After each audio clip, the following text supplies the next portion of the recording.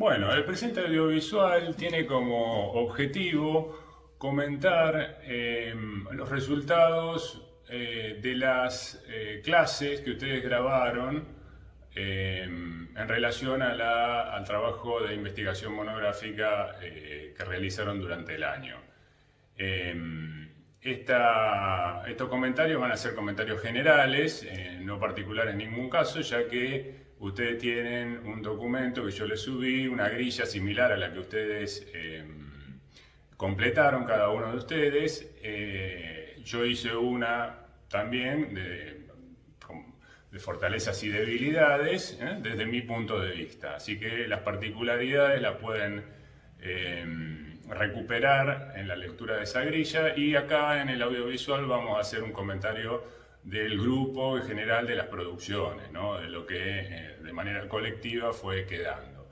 Bueno, en principio, lo que quería comentar antes de ir al grano de este audiovisual, que es comentar estas generalidades, les quería mencionar una reflexión sobre el recorrido que ustedes efectuaron a lo largo de este año, que culminó con la producción del audiovisual de una clase universitaria en relación a la producción investigativa que cada uno de ustedes llevó adelante. Recordemos ustedes, para hacer un poco de historia, que esto comenzó allá por el mes de abril, más o menos, fines de abril, mayo, con la elección de un tema a partir de un listado que yo les había presentado, no sé si lo recuerdan, que ustedes tenían que elegir o incluso podían proponer un tema sobre, bueno, que tuviese que ver con la psicología del lenguaje, lenguaje y subjetividad. Entonces todo partió de que ustedes tenían que buscar interiormente una idea con esas características, lenguaje y subjetividad, que los convocara. Es decir, algo que a ustedes les movilizara el deseo de saber en relación a un tema o una pregunta que ustedes después tuvieron que formular en relación a ese tema. Ahí empezó todo. Y a partir de ahí lo que tenían que hacer era una investigación para responder a esa pregunta o esos objetivos que se planteaban. Y realizar todo lo que implica un proceso de investigación, que paralelamente ustedes en lo que estaban haciendo investigación educativa se van de alguna manera empapando y descubriendo, empezando a descubrir qué es investigar. Entonces acá de alguna manera pusieron en práctica algunos de esos conocimientos. Tuvieron que afinar el alcance de la pregunta, del tema, ir a las fuentes, empezar a recuperar fuentes acreditadas, no cualquier tipo de fuentes. Eso fue toda una experiencia para muchos de ustedes, ¿no? Bueno, cuando yo les planteo envíenme la fuente, algunos me enviaban cuestiones que no correspondían, ¿no?, a una investigación en un contexto académico, ¿no? Entonces todo eso se fue puliendo de a poquito. Después tuvieron que leer las fuentes, hacer resúmenes, empezar a responder esas preguntas, empezar a hacer bocetos de lo que iba a ser después una de las cuestiones centrales que tiene que ver con la investigación, que es el proceso de escritura, volcar, ¿no?, a la escritura todo lo que uno leyó, sintetizarlo, por supuesto, ¿no? Esa respuesta que uno va encontrando tiene que darle toda una lógica dentro de lo que es el género académico de la monografía, que tiene su lógica interna, ¿no?, sus partes. Entonces hay que ir armando cada una de esas partes. Y luego, después, bueno, ya en julio, más o menos, ¿no?, agosto, ponerse a escribir. Ponerse a escribir la monografía, que tiene un formato, como dijimos, ¿no?, que, bueno, todo eso que uno tiene en la cabeza, que fue leyendo, que lo fue ordenando, que lo fue descubriendo el tema, ¿no? Porque en la medida que uno iba investigando, iba descubriendo, enterándose y armando esa respuesta, ¿no? Entonces, todo eso, volcarlo en términos de escritura, sentarse a escribir, ¿no?, y producir la monografía, ¿no?, el escrito de la monografía. Llegados a este punto, cuando estaba concluida la monografía, el próximo paso, que es al que vamos a ir ahora, a analizarlo colectivamente, es el de darle otro formato a ese conocimiento que ustedes alcanzaron, que era el conocimiento de la respuesta, todo lo que implicó la investigación, el saber que produjeron. Ahora había que cambiarlo a otro formato, que era el formato de la clase. Bueno, entonces ahí vamos, ahora, ¿sí? Con el tema de comentar qué pasó con esa, vamos a decir la palabra ya, transposición didáctica, ¿no? La transposición didáctica. Acá se aplica un concepto que es muy importante para ustedes como docentes, porque los va a seguir todo el tiempo en la medida que tengan que preparar clases. Cómo hacer ese pasaje del saber o el conocimiento que uno tiene y que lo quiere transmitir en el dispositivo pedagógico a otros. ¿Y qué significa transmitir también? Entonces, la primera cuestión que uno encuentra, o sea, todo ese proceso que le describí recién lo pudieron hacer. La mayoría llegó, ¿no? Algunos, bueno, quedaron en el camino, no tuvieron algunos problemitas, pero el 90% lo pudo resolver. El desafío de producir la monografía. Un logro que hay que reconocerlo para el grupo, para cada uno de ustedes, porque implica un aprendizaje, implica algo nuevo, una novedad, superar cada uno de los escollos, las dificultades que se encontraron, ¿no? Las idas y venidas que implican estos procesos, las contradicciones que producen internamente, los enojos, porque las cosas no salen como uno quería, o bueno, pensaba que ya estaba y no estaba. Todos pudieron generar un producto. Después lo compartieron, lo leyeron, lo fueron leyendo. Y entonces vamos a las clases, ¿no? A ver, la producción de las clases en el formato, porque acá es una condición de contorno, una condición de contorno, algo que nos limita para lo que vamos a hacer, que le da un encuadre, que es, la clase tiene que estar en un audiovisual, no es una clase presencial. Con lo cual ya ahí tenemos algunos reparos que tomar, ¿no? Y posicionarnos desde un determinado lugar. ¿Por qué? Porque no tenemos retroalimentación tan importante en lo presencial, que aunque uno no se dé cuenta, esa retroalimentación hace a la dinámica de la clase, la va estructurando, ¿no? En el ida y vuelta con esos otros que están ahí presentes y que vemos las reacciones, ¿no? Y que una pregunta puede llevar la cosa para un lado o para el otro. Acá no, acá es lineal, va para adelante, porque la devolución viene después. Va a venir en la grilla de fortalezas y debilidades. Hasta ahí no sabemos qué es lo que está pasando con lo que hicimos. Entonces, esa es una desventaja, ¿no? Porque, bueno, la calibración de la clase tiene que ser muy precisa. No, lo que entregamos ya está, es como el parcial, lo entregamos ya. No es un oral que uno va viendo lo que el otro va diciendo, la cara que pone o la ida y venida, ¿no? Lo va corrigiendo. No, esto es es como la flecha que va para y no vuelve. Entonces, acá vienen las cuestiones. ¿La ventaja de esto cuál es? Y la ventaja es que tenemos tiempo, que lo podemos armar. El proceso de calibración,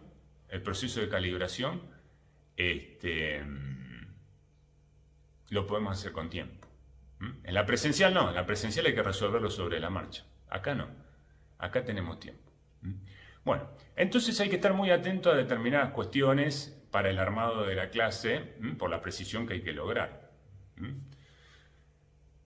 La primera cuestión es el tema de cómo arrancamos la presentación. Hay que presentarse. Hay que presentarse, hay que darle contexto, la institución, ¿no? La facultad, la carrera, ¿no? De esta materia, este trabajo, vamos a, o mejor dicho, la clase va a reflejar una producción previa, que es la monografía, pero no va a ser, ojo, y acá ya me voy adelantando, no va a ser la lectura de la monografía, ¿no? La clase no es la lectura de la monografía. Y ahí está la transposición didáctica, ¿no? Cuidado con eso, ¿no? Porque hubo casos donde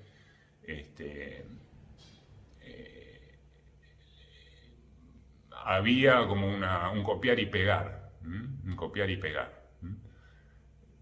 Entonces, primero hay que presentar, ¿no? Darle contexto, presentarse uno, ¿no? Nombre y apellido, y posicionarse en el rol de docente, no tenerle, digamos, no huirle a ese lugar, ¿no? Uno es docente y el que tiene enfrente del otro lado es alumno, no son compañeros, ¿no? Cuidado con eso, ¿no? Entonces hay que empezar a construir el lugar de docente donde uno va a hablar, docente y el otro es alumno, y hay una diferencia, ¿no? Mi interlocutor no es un par en este momento, después sí, después puede ser un par, pero ahora no. Entonces yo hablo desde ese lugar, ¿no? En este caso. Bueno, bien, entonces el tema de la presentación hay que tenerlo, y después ir presentándose la institución, el contexto uno y el tema, ¿no? Vamos a hablar de tal tema, las preguntas que uno va, si lo quiere encarar de esa manera, ¿no? Que va a ir respondiendo a lo largo de la exposición. Ya que, a ver, que la clase esté en base a la monografía puede reflejar, seguramente va a reflejar un poco la estructura y la dinámica de lo que la monografía, en lo que consistió la monografía. Entonces, si hubo preguntas ahí, las puedo retomar, ¿no? Y decir, bueno, esto es lo que vamos a trabajar ahora, lo que vamos a ir exponiendo, ¿no? E ir mostrando a lo largo de la clase, también que es muy interesante eso, ir mostrando que el conocimiento, sobre todo el conocimiento académico, se produce. Entonces, si el movimiento de la clase refleja ese movimiento de producción del conocimiento, la estructura de la clase, la dinámica, entonces ya ahí estoy como transmitiendo un metamensaje, que no es información no es información que ya estaba, sino que información que se produjo, que ya es conocimiento, no es información así de copiar y pegar, ¿no? Bueno, entonces, el tema, las preguntas, si la clase va a tener parte, bueno, un índice, que aparezcan ahí, ahora vamos a ver el tema de las filminas, que acompañan texto e imágenes, importante la apoyatura, para ir acompañando a la clase en este tipo de dispositivos audiovisuales. Entonces, mostrar, ahí después de la presentación de uno y del contexto, mostrar los temas que se van a ir desarrollando, como para que ya el que está del otro lado, el alumno, tenga un mapa en la mente de hacia dónde van las cosas, ¿no? Con qué se va a encontrar en los próximos 20 minutos, media hora, ¿no? Entonces ya ahí hay un esquema que va incorporando el alumno y una expectativa que vamos generando. ¿Se acuerdan que en la introducción de la monografía uno decía, bueno, hay que presentar el tema de tal manera que el lector, en el caso de la monografía, tenga ganas de seguir leyendo? Y bueno, acá es lo mismo, ¿no? Presentar las cosas de tal manera que el otro diga, qué interesante todo lo que se viene, ¿no? Me voy a quedar a ver esta serie, ¿no? Es interesante. Si no, como no pasa nada, acá no va a pasar nada, ¿no? Entonces ya ahí produce otra motivación, captura la atención, ir capturando la atención. Bueno, bien. Entonces tenemos la presentación, hay que darle forma, ¿no? Hay que darle forma y tiene que estar ahí, ¿no? Como una primera forma de, como decíamos recién, capturar la atención. Primer momento, tiene que estar. Bueno, arranquemos entonces. Arrancamos. Lo primero, como decíamos recién, que uno tiene que tener claro es que la clase hay que crearla de nuevo. O sea, el tema ya lo sabemos. Ustedes dominan ese tema, ¿no? Porque lo investigaron, entonces tienen una apropiación del conocimiento, les da cierta seguridad para tomar decisiones, empezar a tomar decisiones sobre cómo van a diagramar la transmisión de ese conocimiento. Transposición didáctica, decíamos recién, transposición didáctica. Hay toda una cuestión creativa, ¿no? Es poner a disposición, tomar recursos didácticos para hacer ese proceso de transmisión de conocimiento. Recurso didáctico, el fundamental acá, por el formato y el encuadre, como decíamos recién, que se trata de un audiovisual, es que hay que usar los recursos que lo audiovisual nos ofrece. Entonces, una cuestión central que ustedes tienen que incorporar, para este tipo de formato, que es el audiovisual, esto que está acá, es la edición. Tienen que amigarse con la edición. Algunos de ustedes la manejan bastante bien. Otros no dieron cuenta de ese manejo porque no lo saben o porque no les interesó, porque decidieron que eso no lo iban a usar. Pero si lo tienen como conocimiento, hay que editar, ¿no? Porque editar tiene que ver con esto que decíamos antes de calibrar el producto, lo que uno va a entregar, que como decíamos la flecha va para allá, no hay ida y vuelta. Entonces, la calibración es la edición, es todo lo que uno haga en términos de edición, es decir, del armado de ese audiovisual. Y acá hay dos cuestiones centrales en la edición. El manejo de los textos, es decir, de las palabras, los enunciados, y el manejo de las imágenes, ya sea estáticas o dinámicas, es decir, fotos o intercalar video, ¿no? Como para ejemplificar, etcétera, etcétera. Básicamente eso. Y editar, bájense, si los que no saben, algún programita de edición, cuestiones básicas, como es cortar, ¿no? un audiovisual, ¿no? Cortarlo, ensamblarlo, ¿no? Intercalarlo en texto, una imagen. Cuestiones básicas que son necesarias para producir para generar un producto de estas características. Eso hay que tenerlo como conocimiento hoy en día. ¿Por qué? Porque la subjetividad, como ustedes lo habrán visto en algunos de las producciones de los compañeros, la subjetividad contemporánea y la subjetividad de los alumnos se formatea en el régimen audiovisual. Venimos así, todo el día estamos en eso. Entonces, texto e imágenes tienen que estar ahí dando vueltas en lo que decimos, acompañando lo que decimos. Son soportes, ¿no? Textos e imágenes son soportes para el discurso que será la vía regia del docente y de ese audiovisual.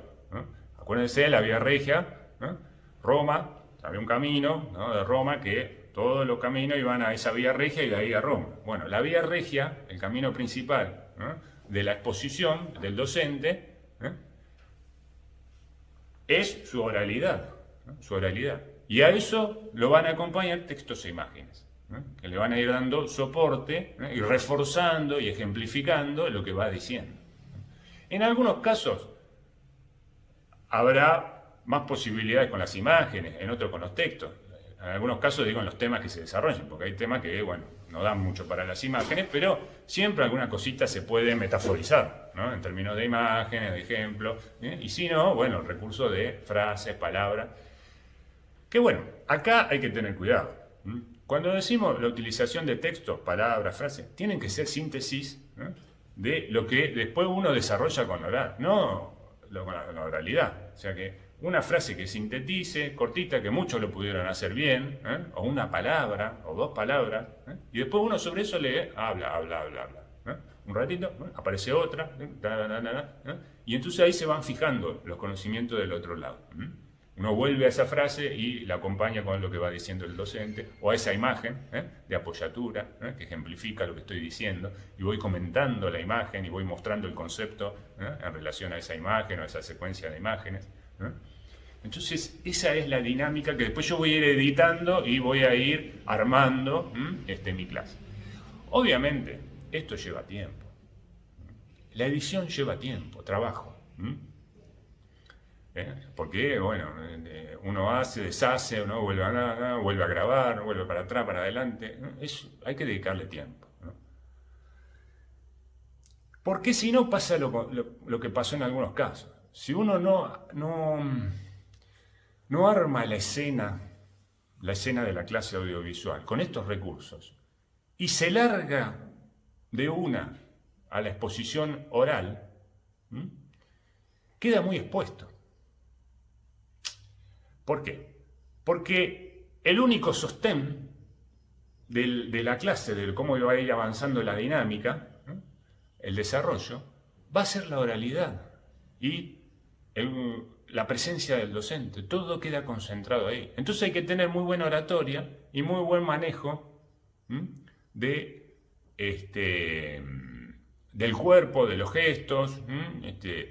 Que hay gente que tiene muy buena oratoria entre ustedes. Lo ha podido mostrar, ¿no? Hay que pulirlo, pero tiene buena oratoria. Pero eso son cualidades personales. Entonces, esto que le estoy diciendo no son recetas universales. Hay que adaptarlo a cada caso. Pero recuerden que si no utilizan la edición y los textos e imágenes, quedan ustedes solos frente a ahí y hay que sostener la atención y el ida y venida y lo que uno va diciendo con una muy buena oratoria. Y eso eso va en las cualidades personales.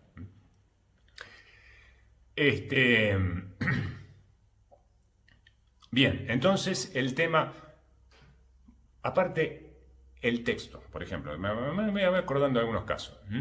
Supongamos que vamos a describir un órgano anatómico. Por ejemplo, el órgano de la audición. Voy a describir las partes del órgano de la audición. Bueno, una cosa es que yo lo describa así, como estamos ahora, y le digo, bueno, el órgano de la audición tiene esta parte de acá, la otra parte de allá, y lo voy nombrando. Y ustedes se tienen que imaginar todo eso dónde está. Ahora, si yo a eso le pongo una imagen acá al costado, y van apareciendo los nombres, en la medida que lo voy nombrando a cada una de las partes, le pongo una flechita, está acá, el conocimiento me entra de otra manera. Yo puedo asociar, puedo ver eso que me están describiendo, lo puedo ver. Entonces, ahí sí la imagen no puede faltar. O en clasificaciones, cuando hacen clasificaciones, las propiedades de esto, del otro, ¿no? Y bueno, 4 propiedades, entonces empiezan a enumerar. Y bueno, eso tiene que aparecer al lado de la pantalla, las 4, por lo menos las 4 propiedades. Vamos la primera, la alargamos. Vamos la segunda, la alargamos, y la desarrollamos. Pero que quede ahí fijo. Si no, yo tiro 4 propiedades, de un tema, de algo que estoy desarrollando, y quedan en el aire, y entonces todo flotando. Cuando tengo ahí la oportunidad del recurso visual del texto, que me ayuda, le ayuda al alumno a fijar el conocimiento de otra manera, no se olvida más.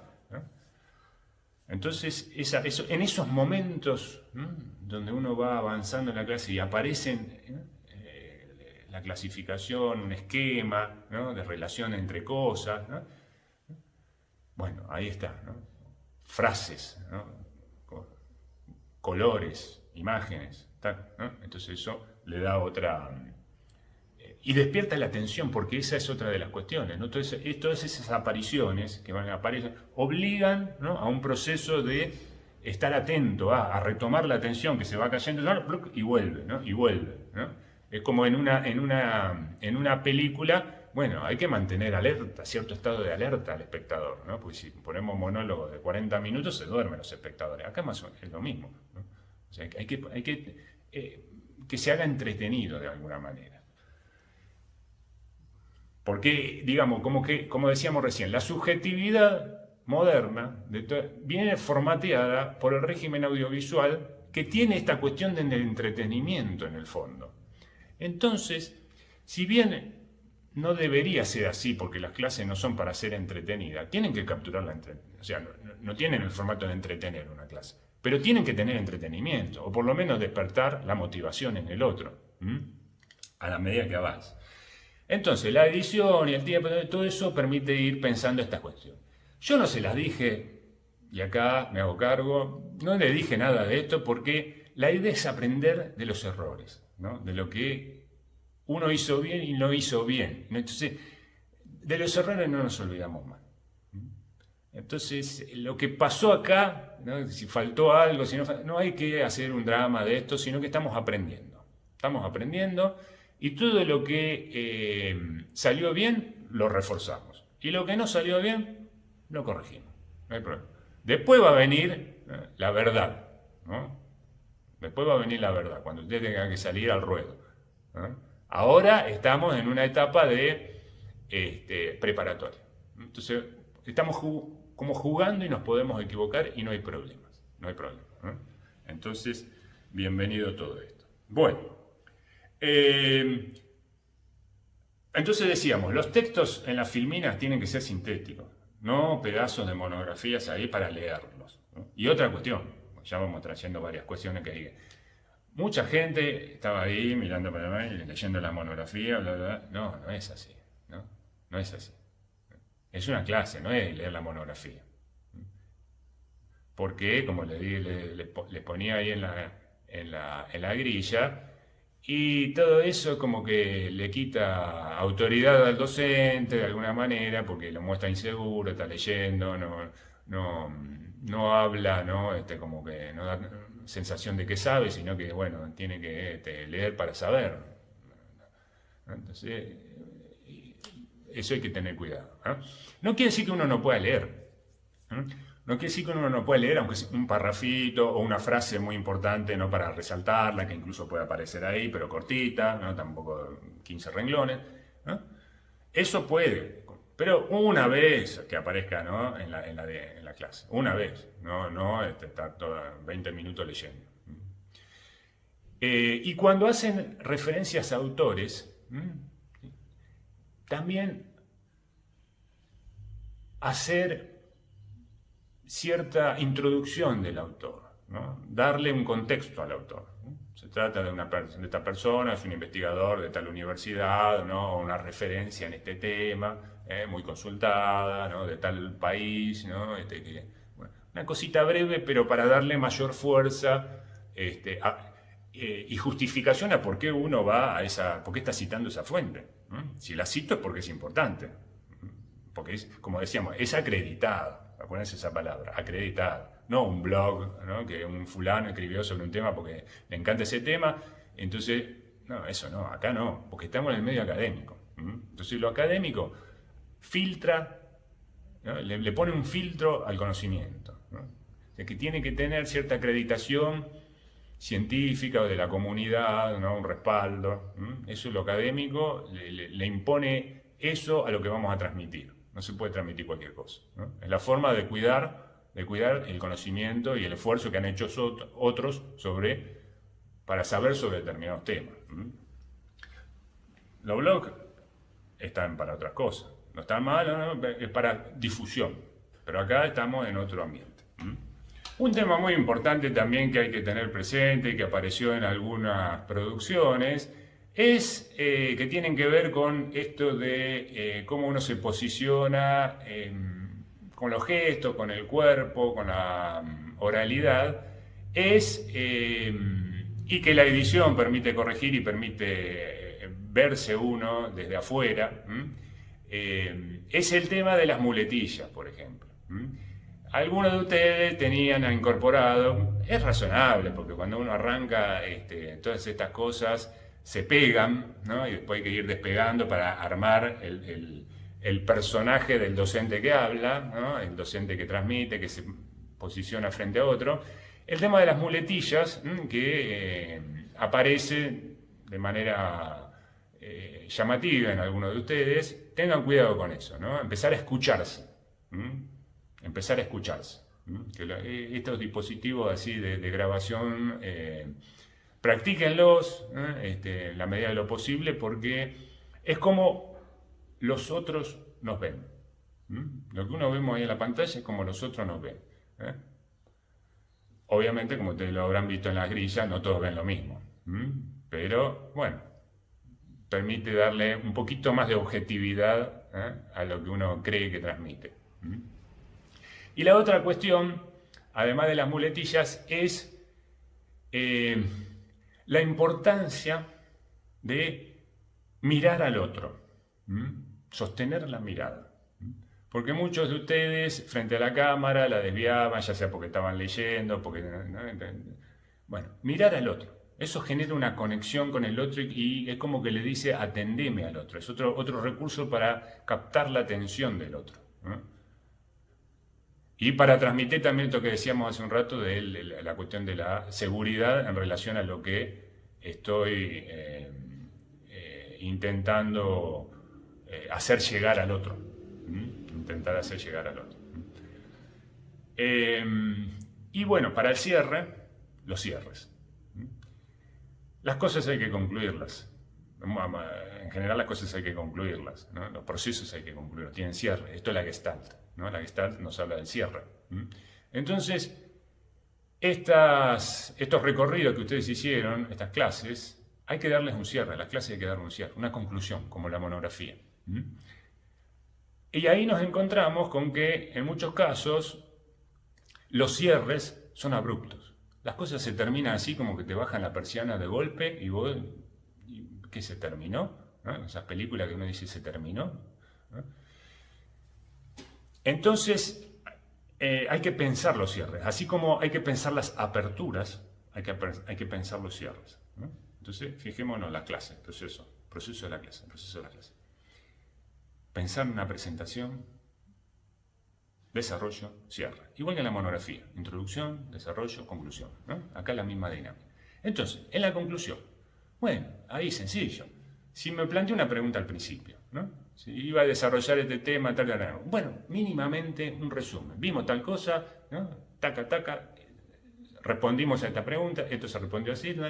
Entonces, el recorrido, todo lo que fue a lo mejor puede haber quedado disperso, ahora me paro al final del recorrido y digo, ¿qué hice?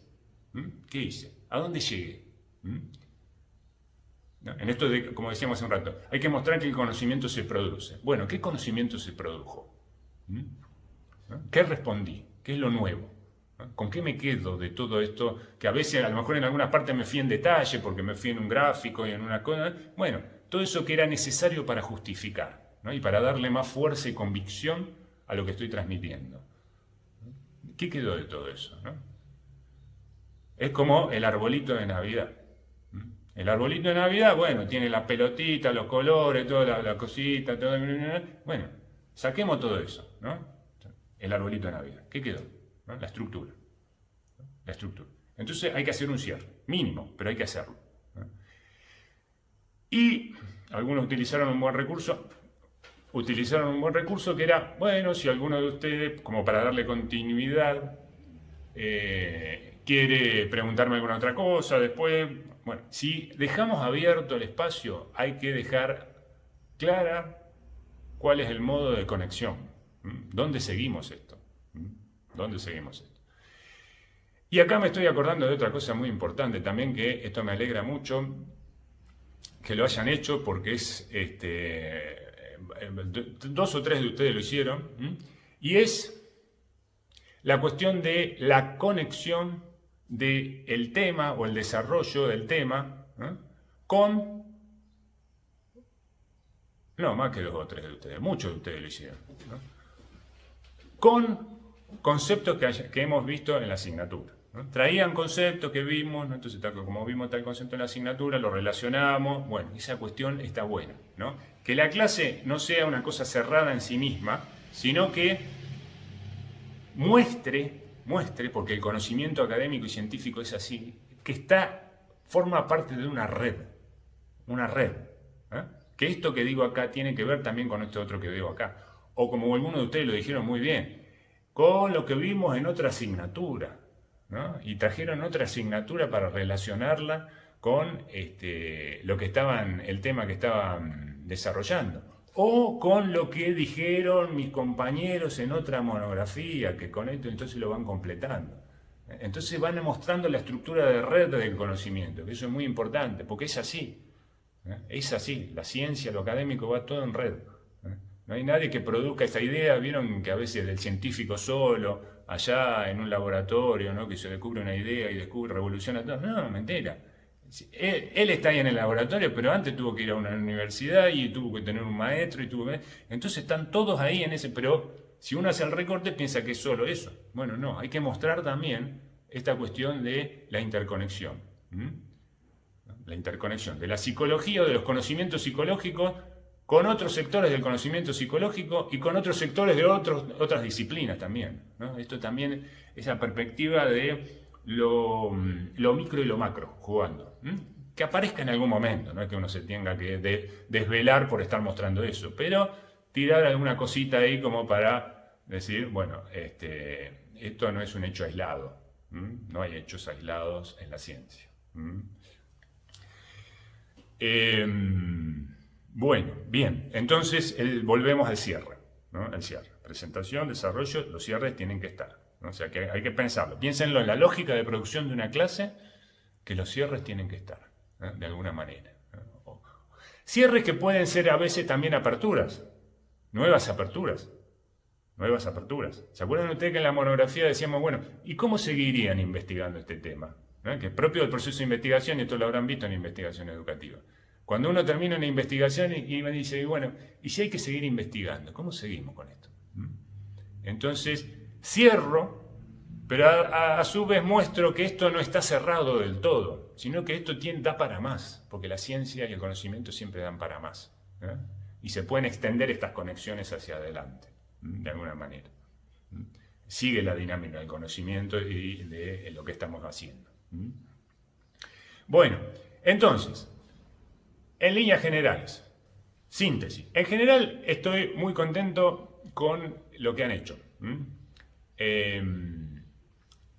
Retomando lo del principio, todo el recorrido, desde allá desde abril, desde mayo, todo el derroteo que han hecho de producción, ¿no? De escritura, de idas y venidas, presentaciones, ¿no? Que culminó con esto de la clase. Y la clase de cada uno y en general muestra muchas potencialidades, ¿eh? Hay gente que tiene muy buena oratoria, que han editado muy bien, que manejan bien la edición, que han tomado buenas decisiones al momento de editar y de organizar las clases, las secuencias, en general las secuencias son ordenadas, lo van desplegando, quizás un poco con la apoyatura de lo que ya habían hecho en la monografía, pero bueno, el producto está bien logrado.